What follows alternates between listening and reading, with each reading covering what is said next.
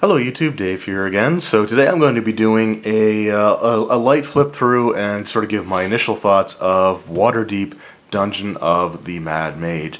This is the most recent adventure to come out from Wizards of the Coast for Dungeons & Dragons 5th edition. At the time that I am releasing this video to the public, it will have been out for 24 hours nationwide or store-wide, like all the different types of retailers. I've had this book for about a week at this point, though I haven't had a tremendous amount of time to spend with it because I've had two other RPG sessions that I've had to prepare for, during that same period. So anyway, like I said, we're going to sort of look through this, and I'll give my thoughts on it. So the first thing is, it gives you a little bit of information on the back here. This says this is for characters of levels 5 through 20. This is the first official adventure book to be released by Wizards of the Coast that takes the characters beyond level 15. So it's sort of a big deal as far as that is concerned. It also retails for $49.95 US or $65.95 Canadian. Now this has been the standard price for pretty much every book that has come out for 5th edition since their first few books, being the core rule books and their Tyranny of Dragons campaign books, which was one campaign split into two books, but those adventures were at a lower price. On the back of this book, it says that it does pick up right from where Waterdeep Dragon Heist leaves off, but that's not necessarily entirely true unless you're looking at stuff like character progression and their levels, because yeah, that part does, but the stories from Waterdeep Dragon Heist don't really seem to strongly connect to Dungeon of the Mad Mage, and that's sort of good and bad, and I'll get to my thoughts on that sort of near the end of the video. Now with these first impressions video, at least as of late, I've tried to go through and essentially flip through the entirety of the book, but I'm really not going to do that here, and the reason for that's going to be made, I think, pretty clear as I start going through the book. But we will start off by just showing off the table of contents here. So we have, and we'll just zoom in a bit.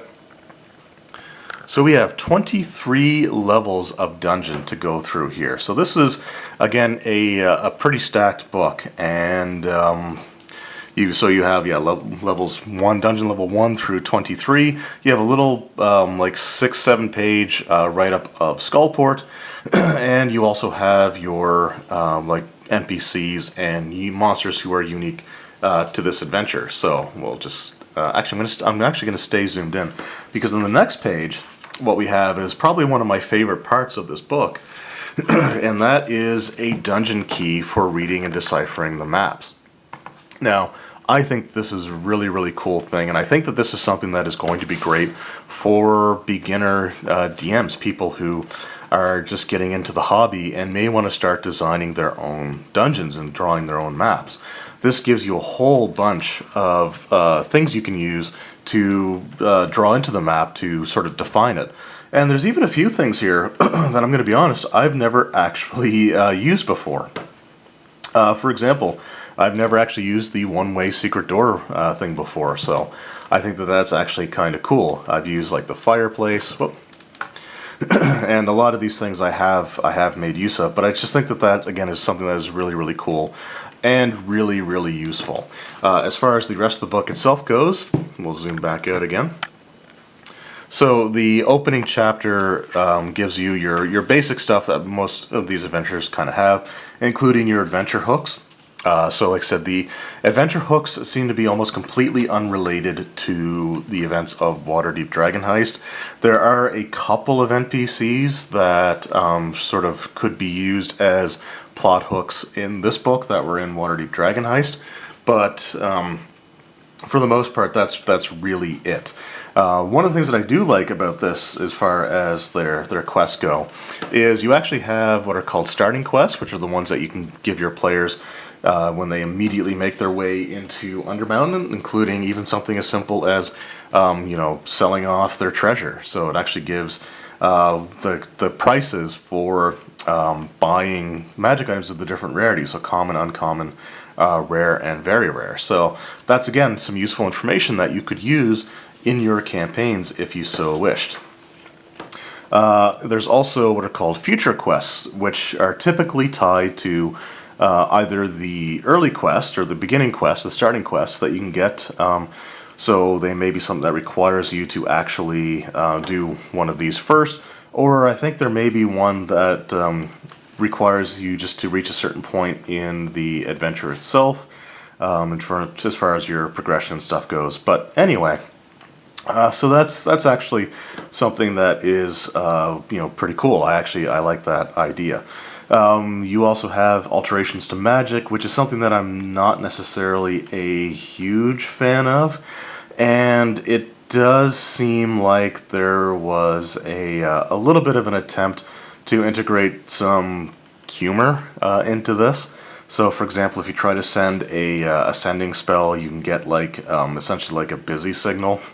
Or a message, things like, Hallister's not home right now, or anyway, there's a little bit of attempts, I think, to use humor throughout this book that, some of them are good, some of them fall a little bit flat, but it does change spells in sort of a major way in terms of like things like teleportation magic and stuff like that not working, which other adventures have done in the past before, so I'm not necessarily going to hold that against it.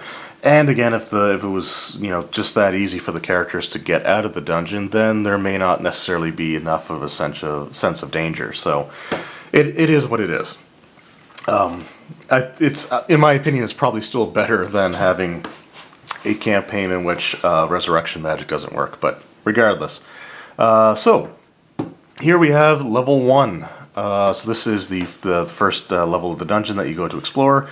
And the way that all of these dungeon levels are set up is it gives you information about what power groups essentially inhabit this level of the dungeon, what their goals are, and how they may conflict with other groups that inhabit the same level. And I think, again, that's actually something that's pretty cool, and I'll touch on that a little bit later on. You then start to have your description of the dungeon itself, followed by the dungeon map. So here we have the maps for level 1, and all of the maps in this book have the same style to them. Which, similar to Waterdeep Dragon Heist, all the maps in this book are done by a single person. It's a different person than who did the maps in Waterdeep Dragon Heist, and I will say that as much as I'm not necessarily the biggest fan of Waterdeep Dragon Heist, I will say that I was pretty harsh, I think, when it came to the maps itself, and it was the contrast of what the maps look like in that book versus everything else that had been done that I guess sort of unbalanced me, I guess you could say. But I've grown to appreciate the maps in Waterdeep Dragon Heist, and I really like the maps in here as well. They're very clean looking. Again, it uses the dungeon key very well. So there are, a few things in there that, you can use, but just something as simple as trying to count how many squares, if you're trying to draw it out yourselves on graph paper, this is a much cleaner way of doing it. So I can definitely come to appreciate this. Black and white, which, it is what it is, but so there we go. We have our maps there. And then we basically just have the descriptions for the rest of the encounter locations in the dungeon, and that's basically what we have here. So as you can see, it's pretty much a lot of text to take in.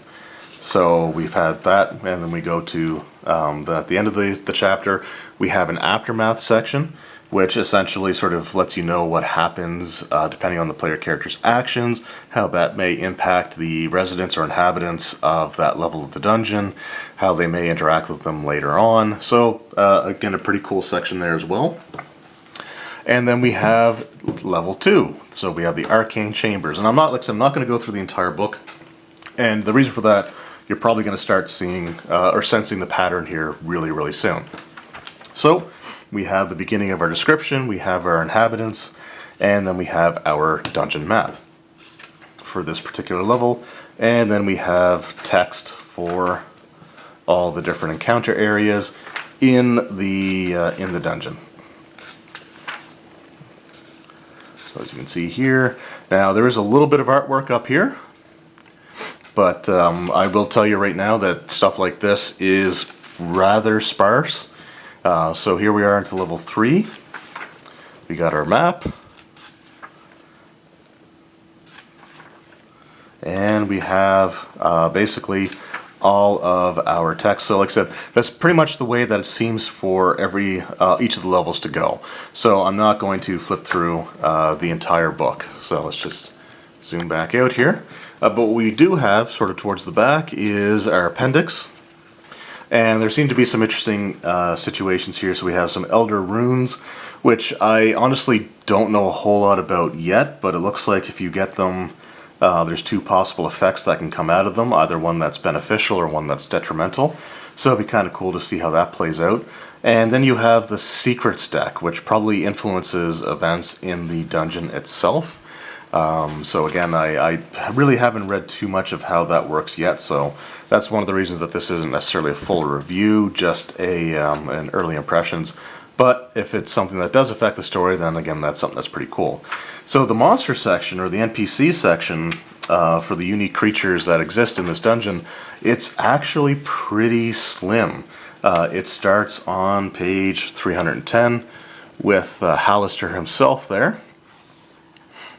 And he's got 29 hit dice, up to 9th level spells, although only a single 9th level spell slot. Still, you know, pretty cool to finally have, or to have him statted out in this adventure. And then you have like an Archdruid. So 310 is where this starts. And yeah, I did say 310, I'll get to that in a moment. And then that ends on 317. So there's only 7 pages worth of new creatures. So at first I was a little disappointed in that, because I thought they could have included a lot more, and some of these are duplicated from other books. For example, we have the Githyanki Gish, we have the Champion, and the Archdruid. Champion and Archdruid, I believe, were in Volo's Guide to Monsters, and the Githyanki Gish, I'm pretty sure, were in Mordecai's Tome of Foes. And there are other, like, you know, major type of villains or monsters that you can encounter in this dungeon. It's not just Hallister. And like I said, at first that did kind of bother me, but the more I thought about it, the more it actually seems like kind of a good thing. Because again, if you're relatively new to the hobby, this book is actually a pretty good example of how you can design an entire campaign with only a handful of like unique creatures. Like, you can use the monster manual to populate a lot of your dungeon. So there are some, like, again, there are a few enemies in here that use the standard stat block from the monster manual with modifications, but overall I think it's actually a pretty well done way to make these adventures, in that, again, you don't have like a ton of necessarily new creatures. You can just, you know, make a lot of really good use out of your core rule books with this one adventure. So I think that's a point in its favor. Another point that I would say is definitely in its favor, and I sort of mentioned it already, is the page count of this book. This is a 320 page book. So comparatively, we look at, say, a Waterdeep Dragon Heist. For the exact same price, this book was only 224 pages. So there's almost 100 extra pages in this book. And it's, like I said, you know, as far as the price goes, I've always been a little critical of Wizards of the Coast's pricing structure for D&D 5th edition, especially in the last, you know, few months. But I will say that this book here, more so than any other one that's been released, aside from the core rulebooks, really goes pretty far to justifying that price. Again, you have to look at the fact that the vast majority of those 320 pages are filled with information and text. And while it would be nice to have a lot of, you know, pretty pictures and paintings and stuff like that in these books, the fact is you're getting your money's worth if you buy this. Another thing that I really like about this particular book is you don't even have to necessarily use it as a complete, like, from level 1 to level 23 dungeon crawl.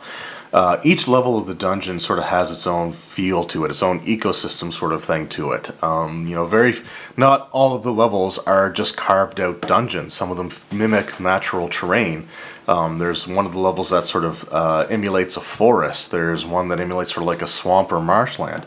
So you can actually take those levels if you're looking to do a homebrew campaign, and if you like the story and if you like the conflict, you can actually just pluck that out of this book and use it in your own homebrewed campaign. So, and I actually kind of like that. It just gives you, it's basically almost like having 23 modules that are connected together by, some plot threads and stuff like that. That you can use, and again, you don't have to run it as a full campaign. So I do like that. So the price is actually pretty decent for what you get in here, which is something that I haven't really been able to say about most of the 5th edition books. As much as I've liked, the vast majority of them, this one really justifies its price. There's a ton of useful stuff in here. There's a lot of great adventure ideas, and yeah, it's a campaign as well. So if you just want to actually run it as Undermountain, then you can certainly do that as well. If I had to say, if there was any one particular weakness that this book might have, and I don't necessarily think that's going to be the case, but even though it is, each of the levels does try to create their own stories and goes about fleshing them out in a way that doesn't necessarily make it feel like it's just a dungeon crawl, you're still looking at the end of the day, 23 levels of dungeon to explore. And that's something that can start to wear on someone after a while. Even just the process of trying to describe the map for people to, if they're mapping it out, or taking the time yourself to map it out on graph paper for your players, eventually may get a little bit tiresome. So there is a potential that there may be some fatigue, dungeon crawling fatigue, if you run this as a straight adventure, but I do think that there's enough story elements thrown in with each of the levels having their own sort of different thing going on that I think it actually mitigates a lot of that fairly well.